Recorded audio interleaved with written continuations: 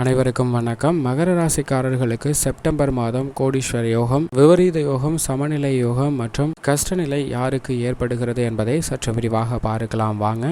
மகர ராசிக்காரர்களை பொறுத்த வரைக்கும் செப்டம்பர் மாதத்தில் கிரகநிலைகளின் அமைப்பை ஆராய்ந்து பார்க்கும் போது குரு வக்ரகதியில் திரும்புதல், புதன் வக்ர நிவர்த்தி, சுக்கிரன் வக்ர நிவர்த்தி, புதன் பயிற்சி, சூரிய பயிற்சி என பல மாறுதல்கள் கிரகநிலைகளில் ஏற்படுகின்றன. இந்த மாறுதல்கள் மட்டுமில்லாது நானும் மகர ராசி, ஜென்ம ராசியில் சனி அமர்ந்திருக்கிறார். மற்றொருவரும் மகர ராசி, அவருக்கும் ஜென்ம ராசியில் சனி அமர்ந்திருக்கிறார். ஆனால் எனக்கு சிரமம் அதீதமாக இருக்கிறது, அவருக்கு சிரமம் இல்லை என்று ஒரு கேள்வி எழலாம். அதற்கு ஒரே பதிலாக அமைவது ஜனனகால அடிப்படையில் கிரகநிலைகளின் அமைப்பு எப்படி உள்ளது, என்ன திசை, என்ன புக்தி நடைபெறுகிறது என்பதையும் கருத்தில் கொண்டு பார்க்கும்போது அதற்கான பதில் தெளிவாக கிடைத்துவிடும். ஏனென்றால் சூரிய திசை 6 வருடம், சந்திர திசை 10 வருடம், செவ்வாய் திசை 7 வருடம், ராகு திசை 18 வருடம், குரு திசை 16 வருடம், சனி திசை 19 வருடம், புதன் திசை 17 வருடம், இப்படி பல திசைகள் இருந்தாலும் இந்த தருணத்தில் மகர ராசிக்காரர்களுக்கு ஜென்ம ராசியில் சனி அமர்ந்திருந்தாலும் சுக்கிர திசை நடைபெறுகிறது, சந்திர புக்தி அமைந்திருக்கிறது என்று பார்க்கும்போது தாய் வழி உறவினர்களிடம் நல்ல ஒற்றுமை கிடைக்கும். எதிர்பாராத நல்ல பல சுப நிகழ்வுகள் மிக சிறப்பாக நடைபெறும். குடும்பத்தில் மகிழ்ச்சியும் அதீதமாக கிடைக்கும். இந்த தருணத்தில்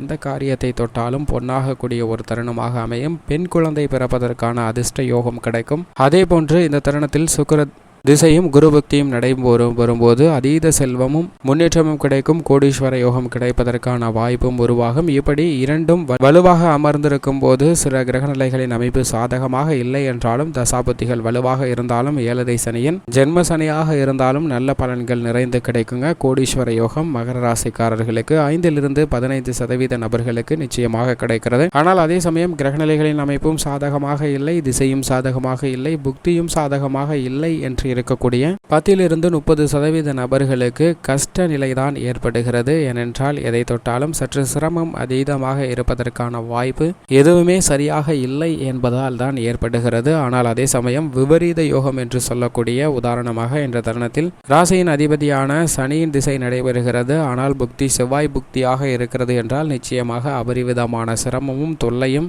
விபரீதமான பல பிரச்சனைகள்ல மாற்றிக்கொள்வதற்கான வாய்ப்பும் இருக்கிறது. ஆனால் அதே சமயம் சுக்கிர புக்தியானது நடைபெற்றால் மிகப்பெரிய அளவில் மாற்றமும் முன்னேற்றமும் அபரிவிதமாக கிடைப்பதற்கான வாய்ப்பு ராசியின் அதிபதியான சனி பகவானிடமிருந்தும் அவரது நட்பு கிரகமான சுக்கிரனிடமிருந்தும் கிடைக்குங்க. நல்ல வளர்ச்சியும் முன்னேற்றமும் கிடைக்கும். இதைதான் விபரீத யோகம் என்று சொல்லப்படுகிறது. இது 20% நபர்களுக்கு வரை கிடைப்பதற்கான வாய்ப்பு இருக்கிறது. அது மட்டுமல்லாது சமநிலை யோகம் பெரிய அளவிற்கு மாற்றம் இல்லாமல் இயல்பான ஒரு சுழற்சி தொடர்வதற்கான வாய்ப்பு 40-60% வரைக்குமே மகர ராசிக்காரர்களுக்கு கிடைக்கிறது. அதாவது காலையில் எழுந்து ஏதோ ஒரு இயல்பான பணிக்கு சென்று திரும்பவும் மாலையில் வந்து சற்று வேறொரு பணிகளை முடித்துவிட்டு ஓய்வெடுத்து மீண்டும் வழக்கமாக அதே பணியை தொடர்வது, விடுமுறை தினங்களில் வெளியில் செல்வது போன்ற இயல்பான ஒரு சுழற்சி இருப்பதை தான் சமநிலை யோகம் என்று சொல்கிறோம். இந்த சமநிலை யோகம் தான் பெரும்பாலும் இருக்கிறது. ஏனென்றால் ஒரு கிரகநிலை வலுவாக இருக்கிறது, ஆனால் மற்றொரு கிரகநிலை சாதகமற்று இருக்கிறது. கிரகநிலைகளின் அமைப்பு சாதகமாக இருந்தாலும் புத்தியும் திசையும் சாதகமாக இல்லை. எனவே ஏதோ ஒரு பிரச்சனை நடுநிலைப்படுத்தக்கூடிய வகையில் அமைவதால் ஒரு மாற்றமும் இல்லாமல் அப்படி இயல்பான ஒரு தருணமாக தான் அமைகிறது என்பதை கிரகநிலைகள் உறுதிப்படுத்துகின்றன. எப்பேற்பட்ட திசை, எப்பேற்பட்ட புக்தியாக இருந்தாலும் இந்த செப்டம்பர் மாதத்தில் கிரகநிலைகளின் அமைப்பு காரணமாக நன்மை நிறைந்து கிடைக்கக்கூடிய விஷயங்களாகவும் சில மாறுதல் ஏற்படக்கூடிய விஷயங்களாகவும் எவையெல்லாம் அமைந்துள்ளன என்று பார்க்கும்போது மகர ராசிக்காரர்களுக்கு அர்த்தாஷ்டகஸ்தானம் சுகஸ்தானம் ஆகிய 4ஆம் இடத்தில் சஞ்சரிக்கக்கூடிய குரு பகவான் வக்ரகதியில் திரும்புகிறார். அவர் முழு சுபகிரகமாக இருக்கிறாருங்க. எனவே 4இல் சஞ்சரித்தாலும் 4இல் வக்ரகதியில் திரும்பினாலும் சிரமம் இல்லை, நல்ல பலன் கிடைப்பதற்கான வாய்ப்பு இருக்கிறது. அவருடைய சுப பார்வை அஷ்டமம், ஜீவனம் மற்றும் விரயஸ்தானத்தில் கிடைக்கிறதுங்க. அஷ்டம பாதிப்புகள் குறைந்து தொழில் ரீதியாக நல்ல முன்னேற்றம் கிடைக்க போகிறது. குடும்பத்தில் வருமானம் அதிகரிப்பதற்கான நல்ல வாய்ப்புகளும் சந்தர்ப்பங்களும் நிச்சயமாக நிறைந்து கிடைக்கும். வேறு விதமான ஆரோக்கிய தொல்லைகள் விலகுங்க. விரய செலவுகள் கட்டுக்குள் வந்து புதிதாக நிலபலம், வீடு, வீட்டுமனை, வாகனம், ஆடை ஆபரண சேர்க்கை போன்றவை கிடைப்பதற்கான அதிர்ஷ்ட யோகமும் உண்டு. இந்த தருணத்தில் ஏதேனும் புதிய முயற்சிகளை மேற்கொண்டால் அவற்றில் வெற்றி நிச்சயமாக கிடைக்குங்க. உணர்ச்சி வசப்படாமல் உறவுகளை கையாளுவதால் ஒற்றுமை அதிகரிக்கும். நெருங்கிய உறவினரிடமிருந்த கருத்து வேறுபாடு விலகும். திருமணம், குழந்தை பாக்கியம் உள்ளிட்ட பல இனிமையான நிகழ்வுகள் நடைபெறுவதற்கான வாய்ப்பும் யோகமும் உண்டு. பூர்வீக சொத்துக்கள் ரீதியாக நல்ல பலன் கிடைக்கும். சனியின் அமைப்பை பொறுத்த வரைக்கும் மகர ராசிக்காரர்களுக்கு ஜென்ம ராசியில் அமர்ந்திருக்கிறாருங்க. ராசியின் அதிபதி வக்ர நிலையில் சஞ்சரிப்பதால் சில சிரமங்கள் குறைகிறது. அவருடைய பார்வை 4, 7, 11 ஆகிய இடங்களில் விழுகிறதுங்க. அவர் வக்ரகதியில் சஞ்சரிப்பது மட்டுமல்லாது அவரது சமகிரகமான குரு மற்றும் ராகுவை பார்க்கிறார். பெரிய அளவிற்கு சிரமம் இல்லை. அது மட்டுமல்லாது நட்பு கிரகமான சுக்கிரனை பார்க்கிறாருங்க. இது வரவேற்கத்தக்க ஒரு அமைப்பாக பார்க்கப்படுகிறது. திடீரென அதிர்ஷ்டமும் யோகமும் கிடைப்பதற்கான வாய்ப்பு பல்வேறு விஷயங்கள்ல உருவாகிறது என்பதை தெளிவாகவும் துல்லியமாகவும் சனி மற்றும் சுக்கிரனின் பார்வையானது உறுதிப்படுத்துகிறது. எனவே மரியாதை அதிகரிக்கக்கூடிய ஒரு தருணமாக பார்க்கப்படுதுங்க. உத்தியோகம் தொழில் ரீதியான விஷயங்கள்ல அலைச்சலோ சிரமமோ இல்லாமல் அனைத்து விதமான காரியங்களையும் செய்யலாம். அரசாங்க சலுகைகள் கிடைக்கும். புதிதாக பல பணிகளை திட்டமிட்டு செயல்படுத்த முயற்சி செய்யலாம். பெரிய அளவிற்கு நஷ்டம் இல்லை.